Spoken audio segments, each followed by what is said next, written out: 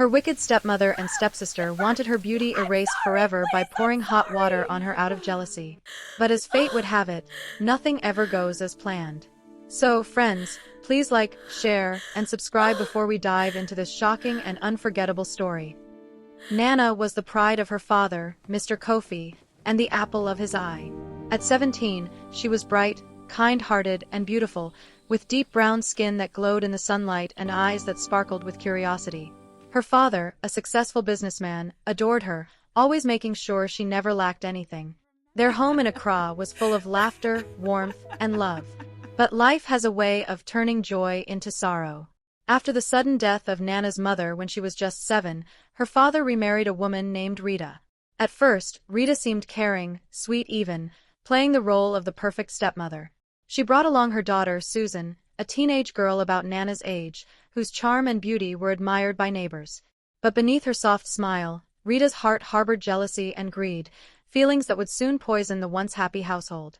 Nana, oblivious to the simmering tension, continued with her schoolwork, household chores, and care for her younger siblings. Susan, in contrast, was indulged, pampered, and doted on by her mother. Slowly, the differences became obvious. Rita's attention toward Nana was superficial, masking a growing resentment. Every gift, every praise, every act of affection her father gave Nana was like a spark in Rita's heart, igniting flames of envy. One fateful day, as Nana carefully arranged the living room for her father's return, Rita and Susan exchanged a knowing glance. The spark of malice had turned into a plan, dark and sinister. They were determined to ensure that Nana's beauty, which brought her father such pride, would become a source of torment for her. Little did Nana know, her life was about to take a horrifying turn that would scar her forever, both in body and in heart. It was an ordinary afternoon when Rita's plan first unfolded. Nana was in the kitchen, humming softly while preparing tea for her father, when Susan entered, her red dress hugging her figure, a mischievous smirk on her face. "Why does Daddy always love your face more than mine?" Susan asked, feigning innocence, but her eyes sparkled with wickedness. Nana smiled gently, shrugging. "Father loves us all, Susan. Don't be jealous." But Susan's smile widened, revealing her teeth like a predator's. Later that evening, while Nana was tidying up the kitchen, Rita quietly filled a kettle with boiling water, her expression cold, calculating. "Go help me with the laundry, Nana," Rita said softly, masking the venom in her tone. Nana obeyed without question. But the moment she bent to reach for the laundry basket, Rita poured the scalding water directly onto her face. Nana screamed, the pain ripping through her body as she stumbled backward. Susan laughed loudly, a cruel, chilling sound that echoed off the walls. The young girl's skin blistered instantly.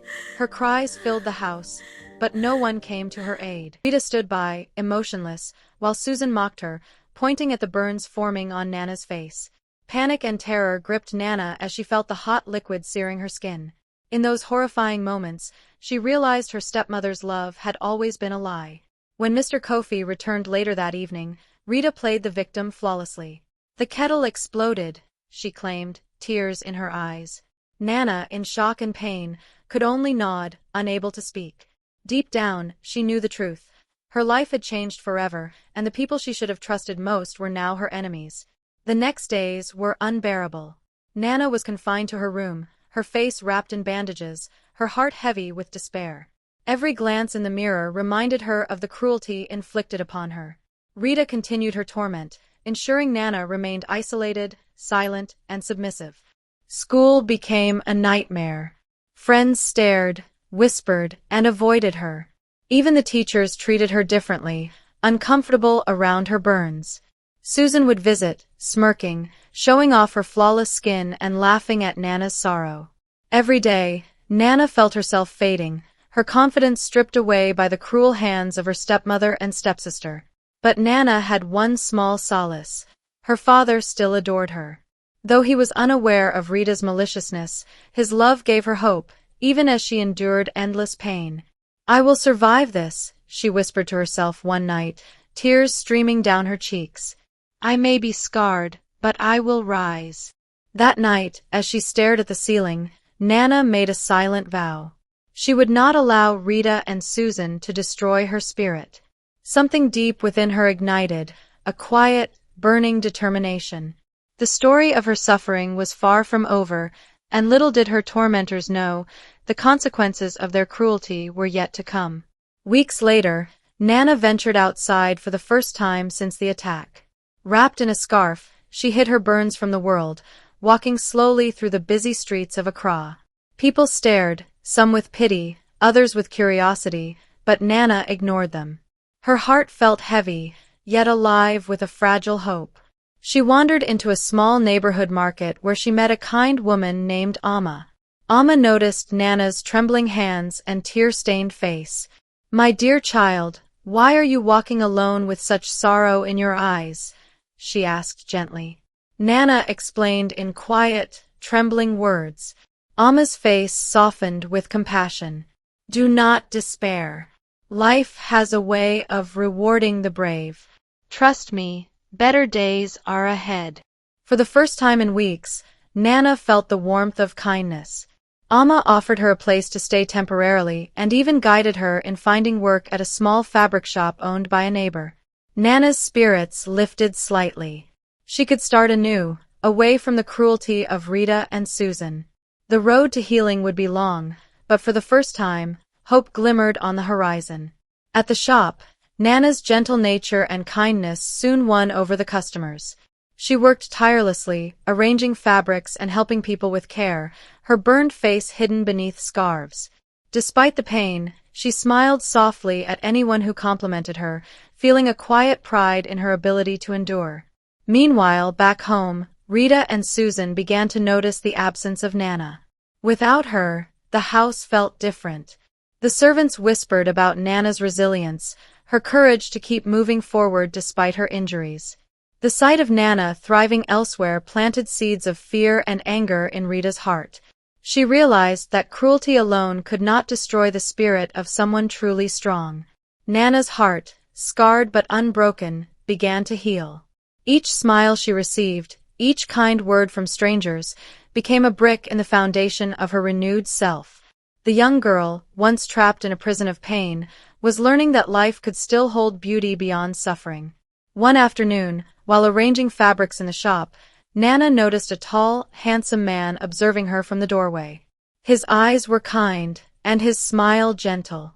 "Hello," he said softly. "I couldn't help but notice your patience and care.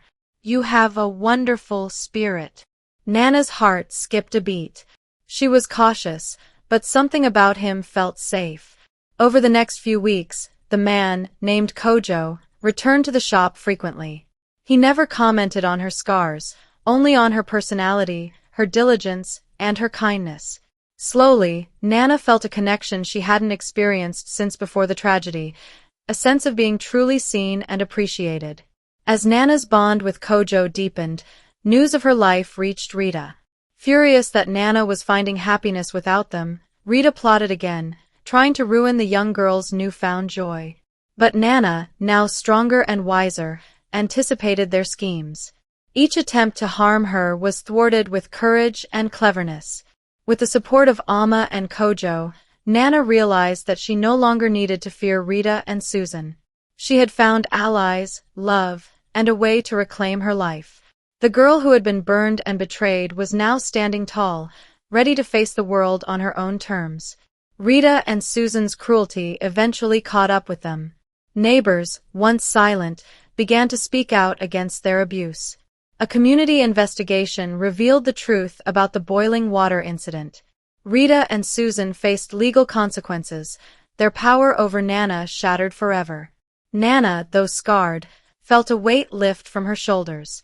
She had endured unimaginable pain but had emerged victorious.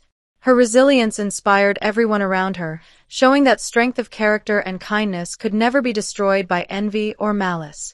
Kojo finally confessed his feelings. "Nana, your courage, your spirit, and your heart are beautiful beyond measure.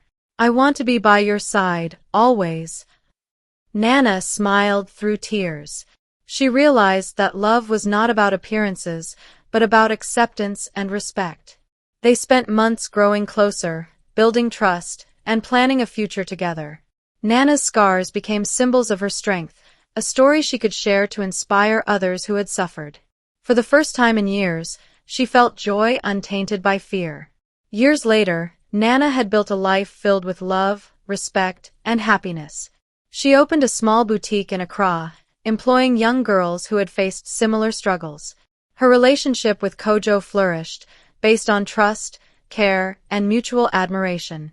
Rita and Susan, now distant memories, could only watch as Nana thrived. The young girl who had once been burned out of jealousy had transformed into a woman of strength and grace. Her journey had been painful, but it had forged her into someone unstoppable. Nana's story was no longer one of suffering, it was one of triumph, love, and the unbreakable power of the human spirit.